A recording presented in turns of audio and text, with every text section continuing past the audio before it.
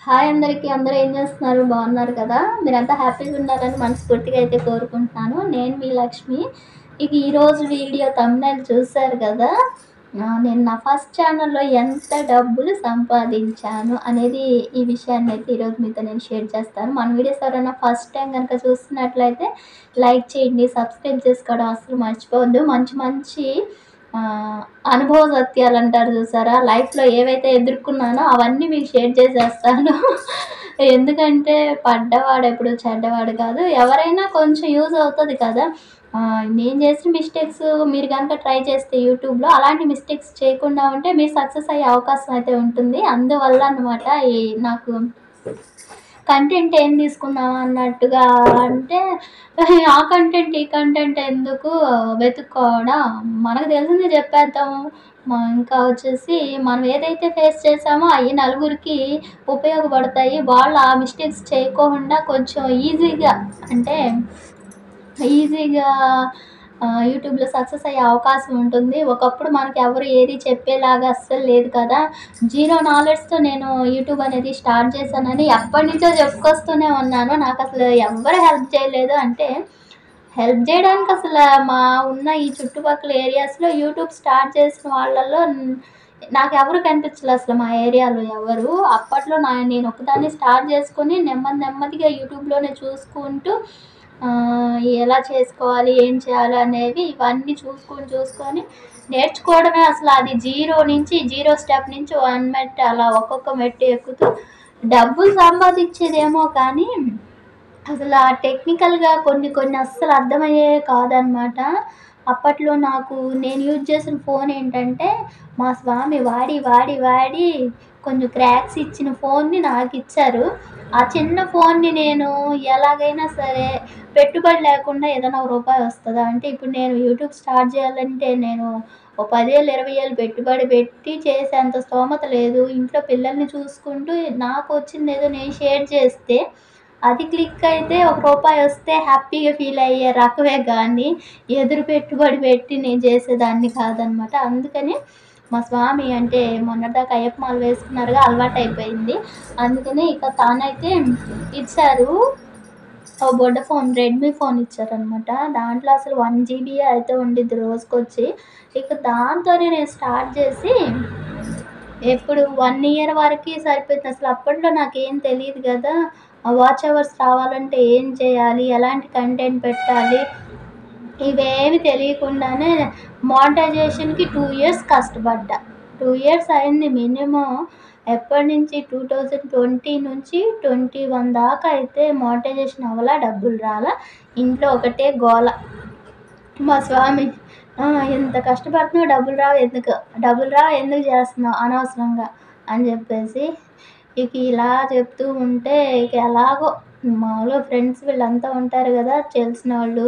అంటే మన యూట్యూబ్‌లో పరిచయమైన వాళ్ళు. ఇక వాళ్ళందరూ ఏం చేస్తున్నారో వాళ్ళని చూసి మనం కూడా అది చేయడమే. అప్పట్లో ఏం తెలీదు కదా! ఇక వాళ్ళేం చేస్తున్నారో నేను అదే చేసేదాన్ని. మానిటైజేషన్ అయిపోయిన తర్వాత కూడా డబ్బులు రావని అర్థమైపోయింది. నేను అప్పటి వరకే అనుకున్నాను. నేను ఒక ఆలోచనలో ఉండేదాన్ని. మానిటైజేషన్ అయిపోతే డబ్బులొచ్చేస్తాయి చాలా అనుకునేదాన్ని.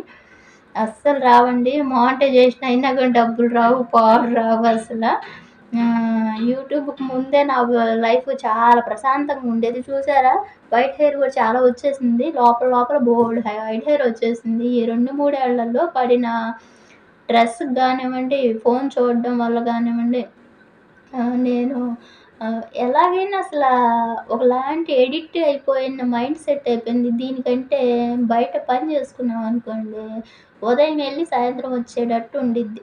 ఇదంటే చేతిలో ఉండిద్దిగా ఇక ప్రతి క్షణం ఇక దానిలోనే ఏదో డబ్బులొచ్చేసేస్తున్నట్టే చేశా నేనైతే మాత్రం. వస్తాయని ఒక చిన్న హోప్‌తో చేశా. ఎందుకంటే బయటికెళ్ళి చేసేంత టైం ఉండదు. పెద్దోడికి అప్పటికి 4 ఇయర్సో, 5 ఇయర్సో, చిన్నోడు అప్పుడే పుట్టాడు. వాడికి 6 మంత్స్. ఆ 6 మంత్స్ చంకలో పిల్లోడినేసుకొని నేను బయటికెళ్ళి ఏం సంపాదిస్తాను? అందుట్లోనూ మాది స్వామిది ఒక్క సాలరీతో, తక్కువ సాలరీతో రన్ జేసుకోవాలి ఫ్యామిలీని. అందుకని ఏమన్నా హెల్ప్ అవుతానన్నట్టుగా ఇక నేను కష్టపడేదాన్ని. ఆ వీడియోస్‌కి గూడా. అయినా సరే అలా కష్టపడ్డాను కాబట్టే ఆహ్, కొంత అంటే 1 ఇయర్, 2 ఇయర్, 1 ½ ఇయర్ అయిన తర్వాత మానిటైజేషన్ అయిన తర్వాత కూడా ఇక దాంట్లో ఓన్ కంటెంట్ మీద డబ్బులు రావు అని తెలుసుకొని సీరియల్ పెట్టుకొని ఏదో కొంత ఇంత కాకపోయినా ఇంత సంపాదించుకున్న ఆ సంపాదన వల్లే ఏం చేశానంటే వచ్చిన దాంతో ఇలా యూట్యూబ్ పెట్టాం. మనకు తెలుసు కదా! సీరియల్ పెడితే ఎప్పటికైనా పోయిద్దని. దాని ద్వారా వచ్చిన డబ్బులు కూడా గుర్తుండిపోవాలన్నట్లు జుమ్కా సెట్ ఒకటి తీసుకున్నాము. 32,000 పెట్టి. ఇంకా ఇది ఎప్పుడు డబ్బులొచ్చినా ఇంట్లో అవసరాలకి, పిల్లలకి బట్టలని అలా వాడిస్తూ ఉన్నాను.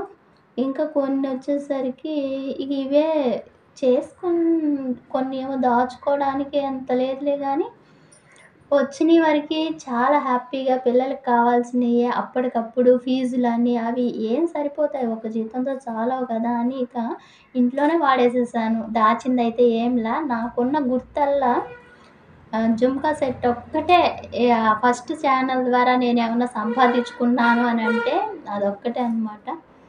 మిగతాయన్నీ ఇంట్లోనే ఇంటి కోసము సంసార జీవితానికే మామూలుగా నేను సంపాదించాను, వచ్చినియి కాబట్టి వాటిని వరకి బ్యాంక్‌లో ఏసేసి ఇంతయిన తర్వాత దాంతో ఏదో ఒకటి చేయించుకుంటానికి అనే కాన్సెప్ట్ కాదు. వచ్చిందా దేవుడి దయ వల్ల ఆయన జీతం ఏంటో తక్కువ కాబట్టి ఇవి సర్దేద్దాము. పిల్లల ఫీజులు, బుక్స్, డ్రెస్సులు అంటే యూనిఫార్మ్‌లు కుట్టియాలి. రేపు మళ్ళీ ఉంటది చూసారా జూన్‌లో మళ్ళీ. అలా ఎప్పటికప్పుడు కొత్త సమస్యలు, కొత్త గోల కొత్తగా అలా జరిగిపోయింది. సంపాదించుకున్నానంటే సంపాదిచ్చాననే చెప్పాలి. చాలా మందికంటే నేను ఇంత సంపాదిచ్చాం. మిగతా వాళ్ళందరూ సీరియల్‌లో ఇంతింత లక్షలు సంపాదిచ్చారు. నేనైతే ఎంతే సంపాదించుకున్నా అంతే. అంటే నా ఛానెల్ మరి అంత త్వరగా తీసేశారు గదా! అందుకని చెప్పేసి ఎక్కువ 1 ఇయరే పెట్టాను కదా! సీరియల్ ఎక్కువ గూడా పెట్టలేదు. అందువల్లనమాట. మొత్తం మీద 1 ఇయర్ మాత్రమే రన్ అయింది. 2 మంత్స్‌కి ఒక 7,000 యేసుకున్నా చూడండి 1 ఇయర్‌కి ఎంత అయ్యిద్ది? మహా అయితే ఓ 70 అంతే. అంతకు మించి అయి గూడా ఎప్పటికప్పుడు స్వాహా ఇంట్లోకే అయిపోయాయి. ఇదండి మ్యాటర్. రేపు మళ్ళీ ఇంకో కంటెంట్‌తో మళ్ళీ మీ ముందుకొచ్చేస్తాను. నేను మీ లక్ష్మి. బాయ్.